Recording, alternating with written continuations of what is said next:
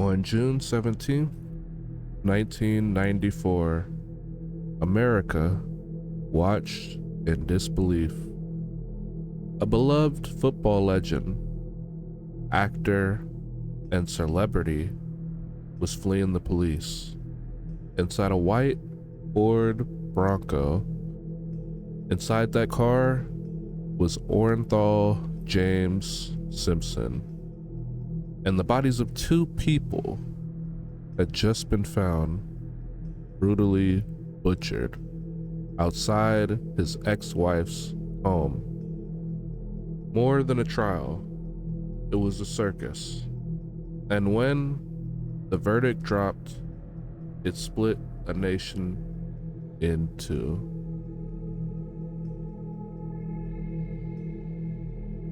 But was he really innocent? Or did America just let a guilty man walk free?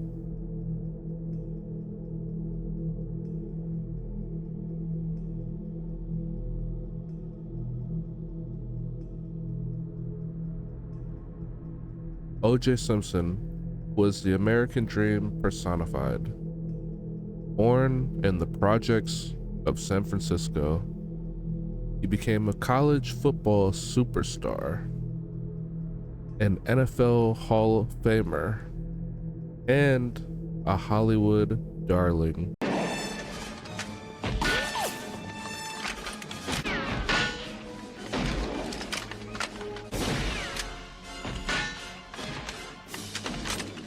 He had fame, money, and charisma. But behind the charm, there was something more sinister. His marriage to Nicole Brown was plagued by violence. She called the police multiple times. In 1989, he pleaded no contest to spousal abuse.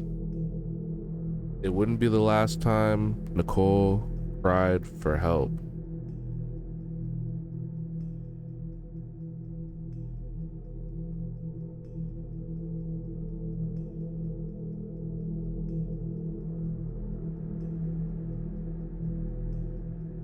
That night, Nicole Brown Simpson and her friend Ron Goldman were savagely murdered outside her home in Brentwood.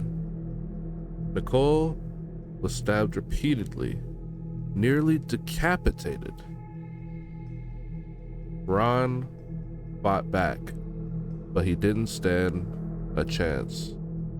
There was blood everywhere.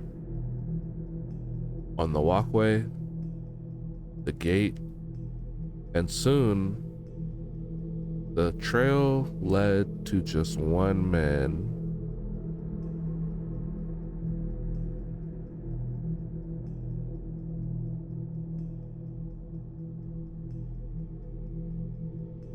O.J. Simpson said he was home sleeping, but the evidence told a different story.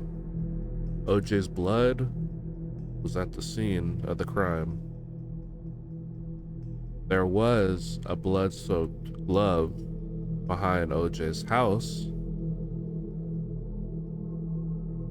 and there was a shoe print, size 12, the same as O.J. O.J. also had a mysterious and unreported cut on his hand. And the DNA from all three, Nicole, Ron, and O.J., are all found inside his Bronco. This wasn't circumstantial. This was DNA. A blood trail from the murder scene to O.J.'s car and to his home. This was evidence that screamed guilty.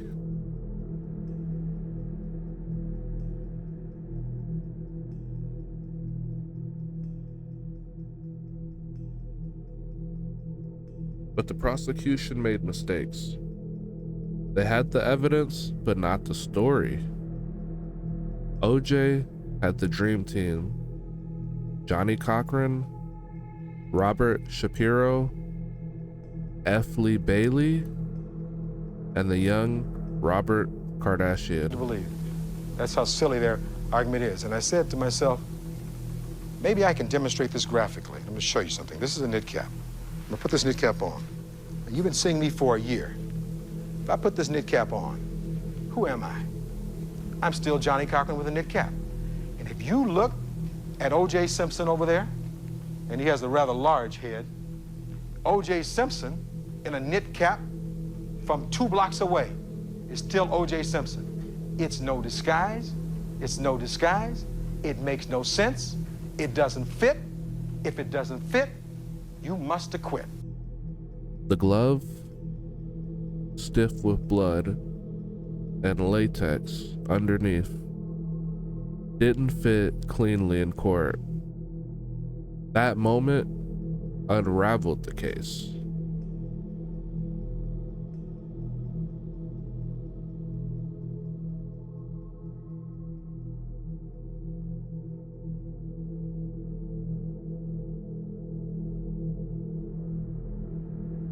Superior Court of California, County of Los Angeles, in the matter of the people of the state of California versus Orenthal James Simpson, case number BA097211.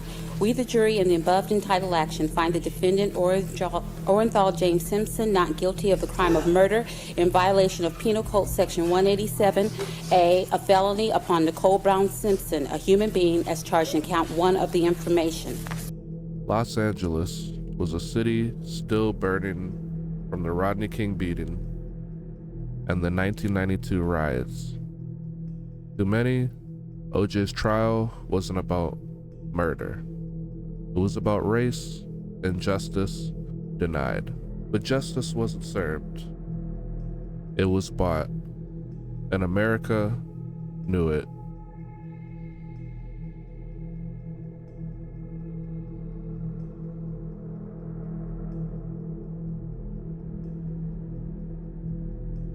In 1997, the Goldmans and the Browns sued OJ in civil court.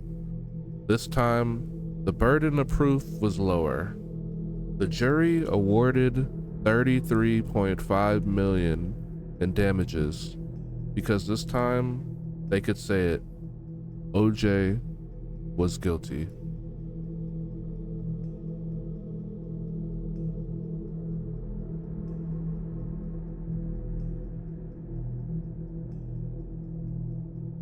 And then came the book, If I Did It. A hypothetical confession that read like a blueprint of guilt. This guy kind of got into a karate thing. And I said, well, you think you can kick my ass? And I remember I grabbed a knife. I do remember that portion, taking a knife from Charlie. And to be honest, after that, I don't remember. Except I'm standing there and there's all kind of stuff around, and it was the closest the world ever came to a confession. A man playing games with the truth.